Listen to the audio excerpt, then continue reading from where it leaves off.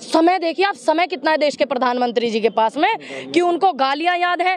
जनता भूखी मर रही है, जनता तड़प रही है, किसान आत्महत्या कर रहा है, बारिश से इतना नुकसान हो गया उसका कोई भरपाई नहीं कर रहा, बेटियों के इतने बलात्कार हो रहे, दिल्ली जंतर मंतर पर देश का सम्मान स्वाभिमान पहलवान बेटियां बैठी हैं, वो नहीं पता, महंगाई इतनी बढ़ रही है उनको कुछ नहीं पता भाई। क्योंकि हमारे जो प्रचार मंत्री हैं उनको आदत हो गई है जीत का, सिर्फ सेहरा जीत का बांधने की, और हार का जो सेहरा होता है कभी नड्डा जी के सर पे फोड़ना, कभी चड्डा जी के सर पे फोड़ना, कभी अड्डा जी के सर पे फोड़ना, है ना, और कभी कटम्पा उनके सिर पे फोड़ना, ये उनकी आदत हो गई है। आज का जो दौर है ये नफरतों का दौर है, आओ गले मिलकर नफरतों को दफन कर दे, ये पैगाम लेकर के निकले हैं कांग्रेस का एक एक कार्यकर्ता, कांग्रेस के हाई कमान से लेकर के एक एक कार्यकर्ता तक। तो परमात्मा भी जानता है ये जीत वहां की, सबसे पहले मैं बताऊं आपको, ईश्वर ने आशीर्वाद दिया, ये जीत की जो पात्र वहां जनता है, जिस जनता ने अपने वोट को पूरी सूद बूद से डाला है, और वहां की जनता ने समझ लिया कि इस देश में लोकतंत्र को बचाना है, बेरोजगारी को खत्म करना है, जीडीपी इतनी माइनस में हो उसको ऊपर करना है।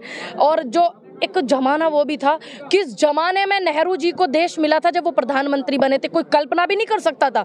तो वो जनता जानती है, वहां की जनता ने अपने वोट का सही इस्तेमाल किया। मोदी जी कर्नाटक की रैली में कह रहे थे कि कांग्रेसी हमें गाली दे रहे, कान में गालियां दी है। आप उनको ये बताइए, देश के प्रधानमंत्री को आप ये देखिए समय कितना है अंकल जी, समय देखिए आप, समय कितना है देश के प्रधानमंत्री जी के पास में कि उनको गालियां याद है, जनता भूखी मर रही है, जनता तड़प रही है, किसान आत्महत्या कर रहा है, बारिश से इतना नुकसान हो गया उसका कोई भरपाई नहीं कर रहा, बेटियों के इतने बलात्कार हो रहे, दिल्ली जंतर मंतर पर देश का सम्मान स्वाभिमान पहलवान बेटियां बैठी हैं, वो नहीं पता, महंगाई इतनी बढ़ रही है उनको कुछ नहीं पता भाई। बस उन्हें ये पता मुझे 91 गालियां दी, 92 दी, 93 दी, मतलब वो गालियां गिन रहे। आप उनके पास फुर्सत देखिए, समय देखिए।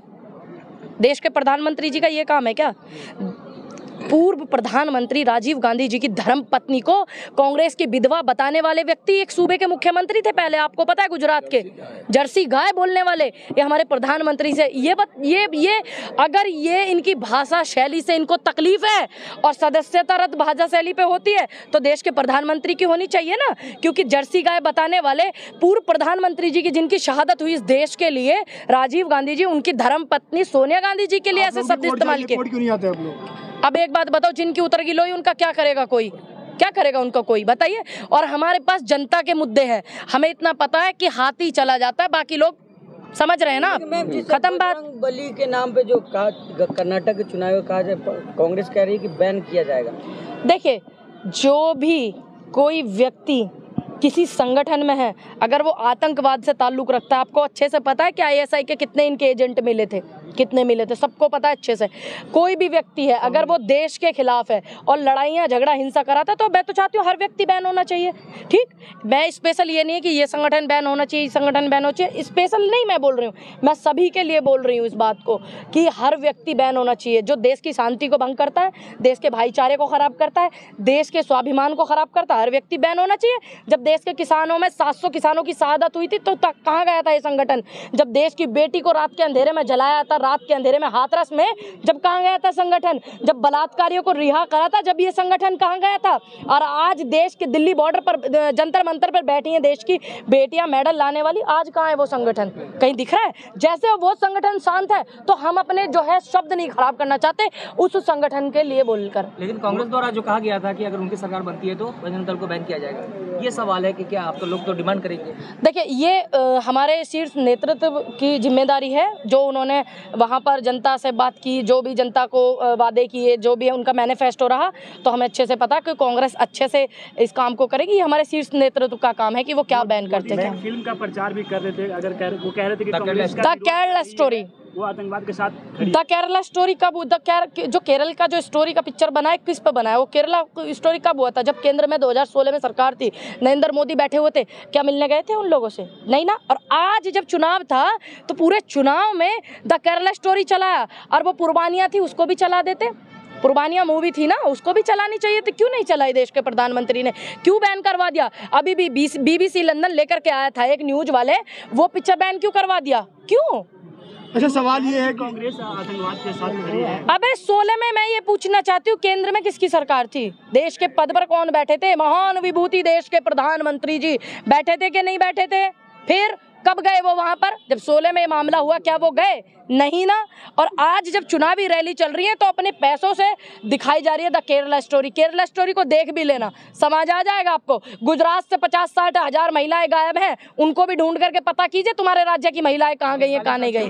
41,600 कुछ है ना, लेकिन गुजरात में क्यों नहीं बोल रहे हो? गुजरात में कितने जमाने से इनकी सरकार है, 4 बार मुख्यमंत्री रहे हमारे मौजूदा जो प्रधानमंत्री है, और आज केंद्र में उनकी सरकार है। 41,000 जो बेटियां हैं वो गायब है गुजरात से, तो गुजरात का क्यों नहीं ध्यान दे रहे? वो बेटियां जो गायब है उनके ऊपर भी एक पिक्चर बनवा दो। माननीय महोदय प्रधानमंत्री जी से निवेदन है कि पता लग जाए कहाँ है वो बेटी और कैसे गायब हुई। अपने राज्य की बेटियों का इनको पता नहीं तो देश की बेटी इनके लिए कोई मायने नहीं रखती, ध्यान रखना। पूरे गुजरात चुनाव के दौरान मोदी जी, हाँ चला ना जादू, देखा नहीं कर्नाटक में। इसकी जीत की जो शुरुआत है, जनता ने सोच लिया, समझ लिया, मन बना लिया। सबसे पहले हिमाचल से और अब शुरुआत जो है कर्नाटक से, फिर ऐसे ही मध्य प्रदेश में हम सरकार बनाएंगे, छत्तीसगढ़ में बनाएंगे, राजस्थान में बनाएंगे, और 24 में देश के प्रधानमंत्री को कांग्रेस पार्टी देगी और जनता देगी। राहुल गांधी की जीत है या ये किसकी जीत है? ये मल्लिकार्जुन खड़गे जी, राहुल गांधी जी, प्रियंका गांधी जी, सोनिया गांधी जी और डीके शिव कुमार जी, सीतारमैया जी और एक एक समस्त कार्यकर्ताओं की जीत है। और उससे भी बड़ी जीत उस जनता की है जिसने अपनी सोच को अच्छी रख करके वोट डाला। कुछ लोग अच्छा, सवाल ये है कि लगातार चुनाव के दौरान मोदी जी वहाँ पर कर्नाटक में रहे, बहुत दिनों तक रहे, लंबे समय, 19 रैली, 19 स्टेज शो। आज कहाँ उनका चेहरा दिखाई नहीं दे रहा। वही मैं देश की मीडिया से पूछना चाहती हूँ। नगर निकाय परिषद के जो चुनाव है उन्हें सब बच्चे देख लेंगे इस पे, यूट्यूब पे, फोन पे। तुम कर्नाटक की स्थिति दिखाओ और देश के प्रधानमंत्री जी जो है वो आकर के मन की बात करें जनता से। अब नहीं दिखेंगे क्योंकि हमारे जो प्रचार मंत्री हैं उनको आदत हो गई है जीत का, सिर्फ सहरा जीत का बांधने की, और हार का जो सहरा होता है कभी नड्डा जी के सर पे फोड़ना, कभी चड्डा जी के सर पे फोड़ना, कभी अड्डा जी के सर पे फोड़ना, है ना, और कभी कटम्पा उनके सिर पे फोड़ना, ये उनकी आदत हो गई है। बेटियों को इंसाफ मिल जाएगा? देखिए ये जो मैटर है जंतर मंतर वाला, ये आप सभी को पता है, ये केंद्र सरकार के अधीन आता है। जो कर्नाटक में जो सरकार बनी है, जो भी कर्नाटक की जनता है वहाँ पूरी कांग्रेस उनका समर्थन करेगी, पूरा कांग्रेस उनके हित के सारे कार्य करेगी। लेकिन देश की बेटियों की बात, पहलवानों की, वो केंद्र सरकार के हाथ में हजूरी में आती है। लेकिन हम कांग्रेसी, हम कार्यकर्ता, एक एक व्यक्ति, एक एक बेटी उन पहलवान बेटियों के लिए आवाज उठाती रहेगी। क्योंकि ब्रजभूषण पे जो पॉस्को एक्ट लगा है उसमें सबसे पहले गिरफ्तारी है, लेकिन उसकी गिरफ्तारी नहीं हुई, कह रहे हैं कि पहले जांच होगी, जबकि वो एक्ट ऐसा एक्ट है जिसमें सबसे पहले पुलिस अरेस्ट करती है, जांच बाद में होती है। तो आप समझ लीजिए, या तो ब्रजभूषण से गृह मंत्री डर रहे हैं या प्रधानमंत्री डर रहे हैं, आप समझ लीजिए, मेरे से समझदार हो। बजरंग बली हर एक उस व्यक्ति के हैं जिस व्यक्ति के अंदर इंसानियत जिंदा है, जिस व्यक्ति के अंदर एक दूसरे की भावनाएं महसूस करने की, समझने की शक्ति है। चाहे वो व्यक्ति हिंदू है, चाहे वो व्यक्ति मुस्लिम है, चाहे सिख है, चाहे ईसाई है, चाहे जैन है, चाहे बौद्ध है, चाहे पारसी है, सभी के हैं।